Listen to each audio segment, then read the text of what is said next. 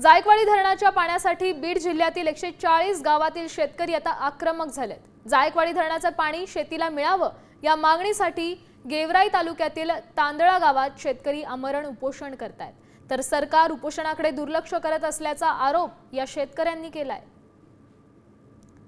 दरम्यान ज्या ठिकाणी शेतकऱ्यांचं उपोषण सुरू आहे तिथून आढावा घेतलाय आमचे प्रतिनिधी योगेश काशेद यांनी। पाहूया। जायकवाडी प्रकल्पातील पाणी शिंदफाना नदीपात्रात सोडावं म्हणून 140 गावांचं जे आहे ते उपोषण सुरू आहे। आज हेच उपोषण बीडच्या गेवराई तालुक्यातील तांदळा येथे सुरू आहे। आज उपोषणाचा 7वा दिवस आहे। जे उपोषणकर्ते यांची तब्येत खालावलेली आहे। गेल्या 7 दिवसापासून कुठल्याही पद्धतीचं अन्न पाणी त्यांनी घेण्यास नकार दिलेला आहे। त्याचबरोबर उपचार घेण्यास सुद्धा त्यांनी नकार दिलेला आहे। काल स्वतः तहसीलदार यांनी येऊन दखल घेतलेली आहे। दररोज वैद्यकीय तपासणी होती, बीपी देखील लो होतोय, त्यांना शुगर देखील झालेली आहे, उपचार घ्यावे अशी विनंती केलेली आहे। आज उपोषणाचा जवळपास 7वा दिवस आहे। जायकवाडीच्या पाण्यासाठी शेतकऱ्यांचा लोकलढा असं ते उपोषण सुरू आहे। हेच उपोषण गेवराई तालुक्यातील सिरस मार्ग या ठिकाणी सुरू झालं होतं। हे दुसरं गाव आहे जे की तांदळा आहे। आमच्या मागण्या मान्य कराव्यात ही शेतकऱ्यांची मागणी आहे।